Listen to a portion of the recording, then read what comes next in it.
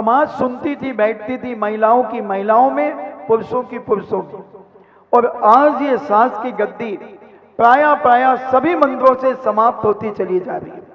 इसीलिए समाज वृद्धि होती चली जा रही है, गंदी होती चली जा रही है, क्योंकि वचनिका सुनने से बहुत ज्ञान की वृद्धि होती है।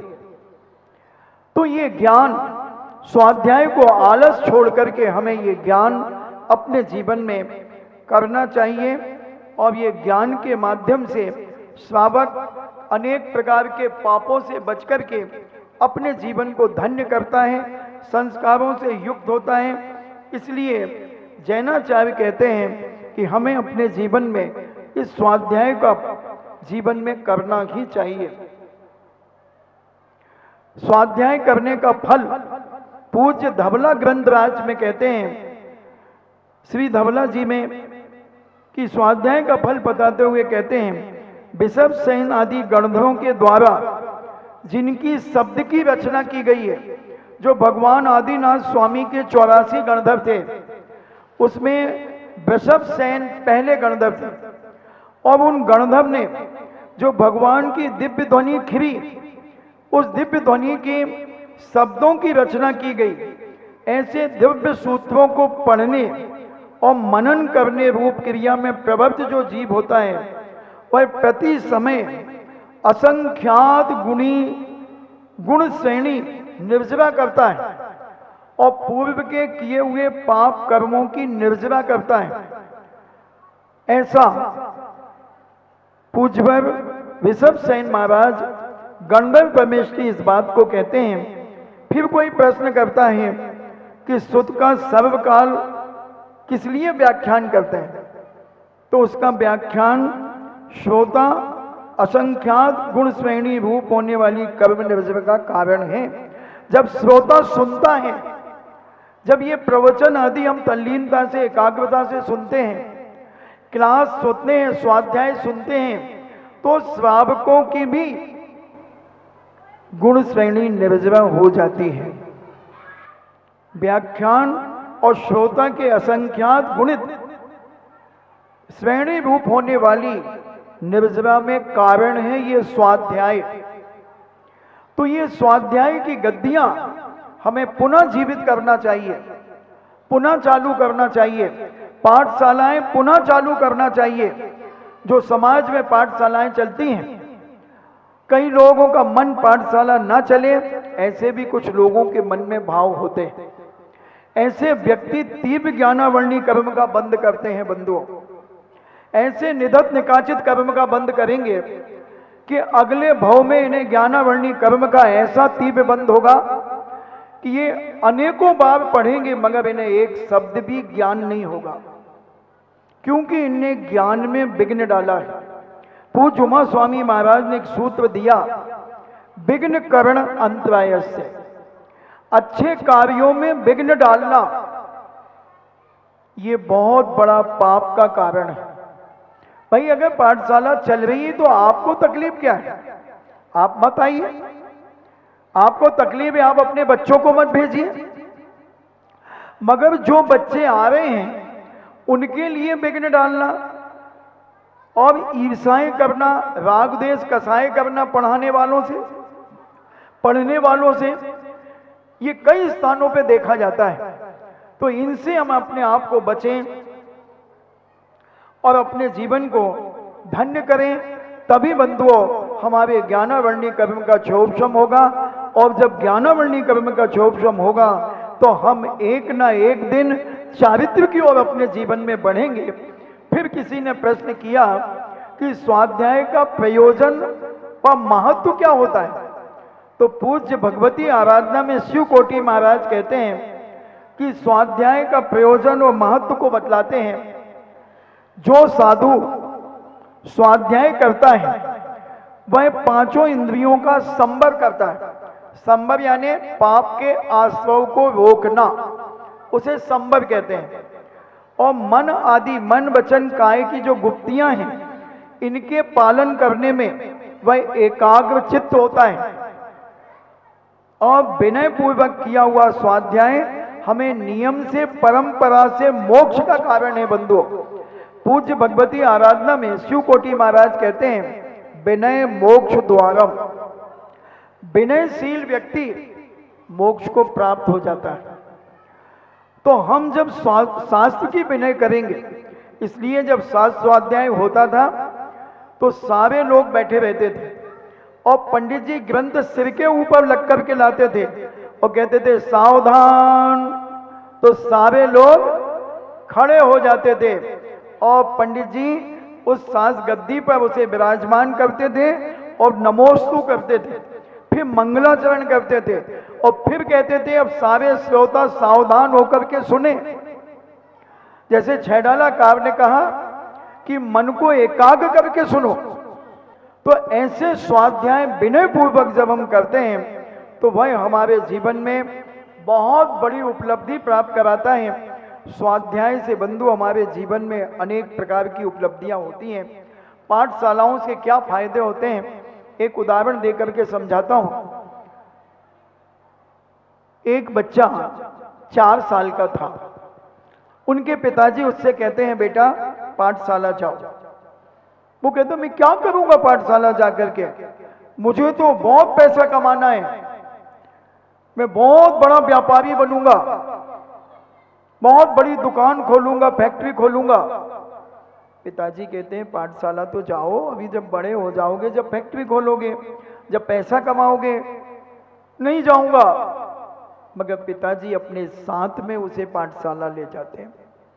पिताजी उसे पाठशाला में बिठाते और वो स्वाध्याय की सभा में पिताजी बैठ जाते। कभी कभी उनके पिताजी भी स्वाध्याय कराते थे, कभी सुनते थे। धीरे धीरे बच्चा जब 8 साल का हुआ, जब समझने लगा, तो बोले पिताजी मुझे बहुत सारी चीजें याद हो गई हैं। मुझे श्री भक्तांबर जी याद हो गया है, मुझे 24 तीर्थंकर के चिन्ह सहित नाम याद हो गए, मुझे प्रभु पतित पावन की बिनती अर्थ सहित याद हो गई है। इस सभा में कितने लोगों को प्रभु पतित पावन की बिनती का अर्थ आता है? हाथ उठाना। मैं उठाऊं? अब बोलो। प्रभु पतित पावन की बिनती तो सबको आती है, मगर अर्थ नहीं आता। कौआ वेद पढ़ाए के पढ़ गो चारों वेद, और जब आई सुत जात की रहो धेड़ को धेड़। क्या किया तुमने अपने जीवन में? अरे ले लो परमिशन महाराज से और कल दोपहर को मुझसे प्रभु पतित पावन बिनती का अर्थ सीखो। परमिशन लेना पड़ेगी, बिना महाराज की आज्ञा से मैं पत्ता नहीं हिलाता। और परमिशन मिल गई तो तुम्हें फिर हम पता नहीं क्या क्या सिखा देंगे।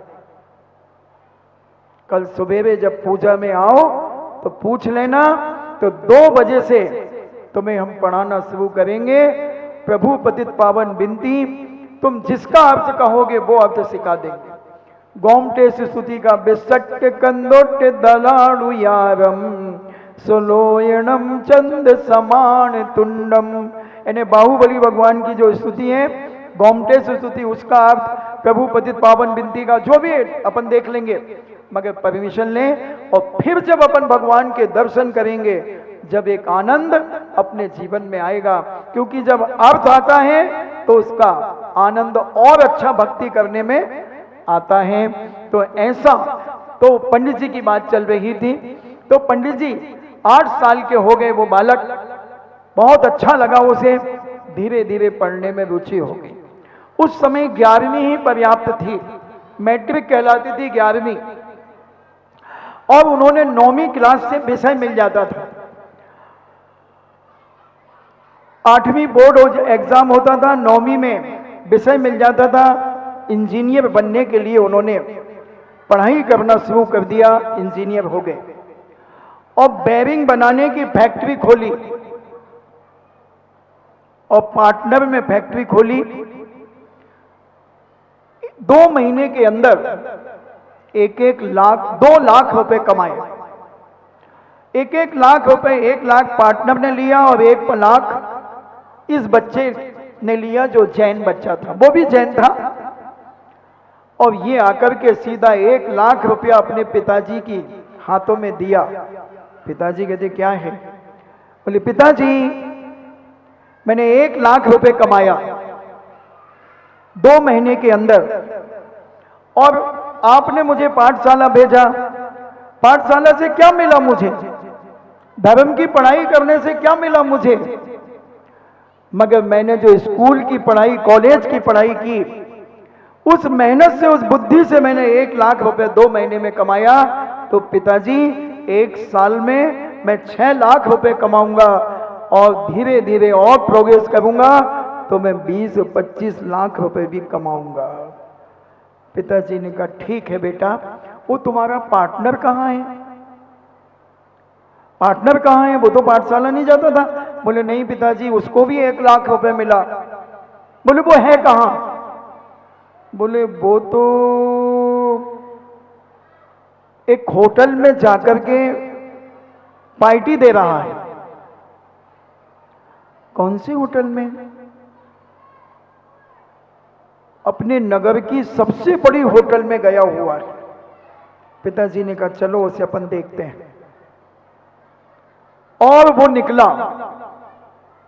उसका पिता अपने बेटे को सहारा देकर के ला रहा था। झूम सरावी कहां गया था? माई डियर कम हियर ठंडी बियर, जहां शराबखोरी, वेश्यावृत्ति, दुनिया के पाप और अत्याचार हो रहे थे, उसने वहां 20,000 रुपए मिटा दिए। उस समय 20,000 रुपए। और यदुवा तदुवा कार्यों में खर्च करते हुए पिता को 50,000 रुपए दिए। पिता दारू को लड़खड़ा रहा है, नाली में गिर गया। और ये पिता अपने बेटे से कहता देखो बेटा, अगर तुम पाठशाला नहीं जाते तो तुम भी किसी नाली में पड़े होते, आधे नाली में पड़े होते, आधे रोड पे पड़े होते, और 3 टांग धरनी धरे, एक धरे आकाश, और बिन मेघा के बादल बरसे। एक हमारे पद्मनंदी पंचविंशति एक ग्रंथ है, उसमें पूज्य पद्मनंदी महाराज ने शराबी के लिए कहा कि शराबी जब दारू पीकर के रोड पे पड़ा रहता है या नाली में पड़ा रहता है तो 3 टांग धरनी धरे, यानी 3 टांग तो पृथ्वी के ऊपर होती हैं और एक टांग आकाश की तरफ होती। किसकी होती है? कुत्ता की, क्योंकि कुत्ता जब सूसू करता है तो ऊपर करता है। 3 टांग जमीन में रख के एक टांग ऊपर उठाता है, तो शराबी के मुंह में सूसू करता है, तो शराबी कहता है मधुरम मधुरम। ये मैं नहीं कह रहा हूं, 1000 साल पहले पद्मनंदी महाराज ने पद्मनंदी ग्रंथ में यह बात लिखी है। तो इससे सिद्ध क्या करना चाहते हैं पूज्यवर कि शराब का टेस्ट कैसा है? जैसे कुत्ते की सूसू है। जभी तो वो उसे मधुरम मधुरम कह रहा है। मधुरम मधुरम कब कहते हो तुम? जब तुम कोई मनपसंद चीज को पीते हो। तो वो शराबी की मनपसंद चीज क्या थी? दारू, गोल्डन ईगल, 3X, रम, जिन। तो वो इस नशे में आता है। तो पिताजी ने कहा बेटा, अगर तुम पाठशाला नहीं जाते हो, ज्ञान को प्राप्त नहीं करते, तो आज तुम्हारी भी यही दशा होती। तुम भी शराब के नशे में झूमते और मैं तुम्हें नाली से निकाल करके उठा करके लाता, उस समय मेरी इज्जत क्या होती। सकता हूं मेरे बेटे ने 2 महीने में 1 लाख रुपए कमाया है और ये मेरे हाथ में दिया है, और उनके बेटे ने शराब दारू खोरी करके 1 हफ्ते के अंदर 80,000 रुपए मिटा दिए। 7 दिन तक दारू पीता रहा। बंधुओं, पाठशाला हमारे जीवन में बहुत उपयोगी होती है।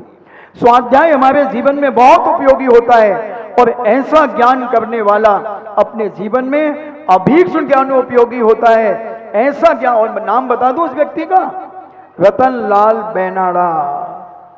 सारा भारत जानता है, देश विदेश जानता है। और आगरा के रहने वाले बैनाला जी परिवार, जिन्होंने सांगानेर में 25 साल तक अध्ययन कराया बंधुओं, और अपनी पाठशाला वहां भी लगाते थे। ये उन्होंने स्वयं घटना सुनाई थी। और बहुत बड़े उद्योगपति, 5 भाई हैं, बहुत बड़े उद्योगपति हैं आगरा के अंदर। तो ज्ञान बहुत जरूरी है बंधु। ऐसा ज्ञान हम अपने जीवन में प्राप्त करें कि हमारा परिवार भी संस्कारित हो, हम भी संस्कारित हो, हम भी ज्ञानवान हो। और जब समीचीन ज्ञान होगा तो हमारे घर में कभी कोई व्यसन, कोई पाप, कोई दुराचार, कोई अत्याचार, कोई अनीति आदि उत्पन्न नहीं हो सकती। अभी देखा आपने, आपकी ही पथरिया की बिटिया, पथरिया की थी ना वो बिटिया, जब ये संचालन कर रही थी, एक बिटिया पथरिया की थी, दोनों कहां की? नैना गिर, कोई बात नहीं है बुंदेलखंड की। तो नैना गिर की क्या कभी स्वप्न में सोचा था उसने कि मैं माइक पे इतनी बड़ी समाज के सामने बोल सकूंगी? क्या है तुम्हारे नगर की किसी बिटिया में दम कि 1 घंटे तक मंच का संचालन करती रहे, मंच पर बोलती रहे? पसीना छोड़ देगी, कपकपी छोड़ देगी। और ये 5 साल तक सांगानेर में अध्ययन करने के बाद, स्नातक की उपाधि प्राप्त करने के बाद, और जगह जगह शिविर लगा रही हैं और अपना ज्ञान लुटा रही हैं बंधुओं। हम भी कुछ अपने जीवन में ऐसा करें और इस ज्ञान के माध्यम से हम अपना और अपने परिवार का और अपनी समाज का ध्वजारोपण, ध्वजा ऊंचा करें, तभी हमें जैन कुल में रहने का कोई फायदा है। नहीं तो ऐसे तो बहुत आए और बहुत चले गए, वो कुछ नहीं कर पाएंगे। इसलिए वक्त रहते हुए इस ज्ञान की महिमा को समझो। जो 12 वर्षीय कोर्स पूज्य श्री ने तैयार किया है, इस कोर्स को तो प्रत्येक माँ, बहन, भाई को करना चालू कर देना चाहिए। जितने पढ़े लिखे लोग हैं उन सबको करना चाहिए। 10वीं पास वाले विद्यार्थी को तो करना ही चालू कर देना चाहिए। 10वीं पास से लेकर के जितने भी उम्र है तुम्हारी, सब करो बंधुओं। अब ऐसा ज्ञान तुम्हारे जीवन में आएगा कि तुम्हारे चरित्र में भी कभी कोई उंगली नहीं उठा पाएगा। इतना पवित्र ज्ञान तुम अपने जीवन में धारण करो तो ऐसी अनेक अनेक घटनाएं, आज मैंने बैनाला साहब की घटना सुनाई, कल फिर कोई चर्चा किसी की आएगी, किसी परिवार की आएगी तो मैं उसे बताने का प्रयास करूंगा। तो ऐसा ज्ञान हम अपने जीवन में प्राप्त करें और ये महान आनंददायी होता है, अनेक प्रकार के अतिशय उत्पन्न करता है और आनंद में जीवन रहता है। उसके जीवन में कभी तनाव नहीं होता, डिप्रेशन में नहीं आता वो आदमी, क्योंकि जो स्वाध्याय करता है वो हमेशा मस्त रहता है, उसे कोई फर्क नहीं पड़ता, अच्छा हो जाए तो बुरा हो जाए तो, क्योंकि वो कर्म सिद्धांत को समझता है। जैसे एक उदाहरण दूं, मैं आपसे कहूं आंख बंद करो और तुमने आंख बंद की और मेरे पास इधर, और मैंने एक गेंद फेंक दी और कहा आंख खोलो, वहां से गेंद आई और मेरे गाल में लगी और तुमसे कहा कि तुमने देखा महाराज को गेंद किसने मारी? कितने बेवकूफ लोग हैं। तुम एक उधर जाएगा, कोई वहां जाएगा, गेंद किसने फेंकी? और मैं मुस्कुरा रहा हूं, मैं हंस रहा हूं, महाराज जी जोर से तो नहीं लगी ना?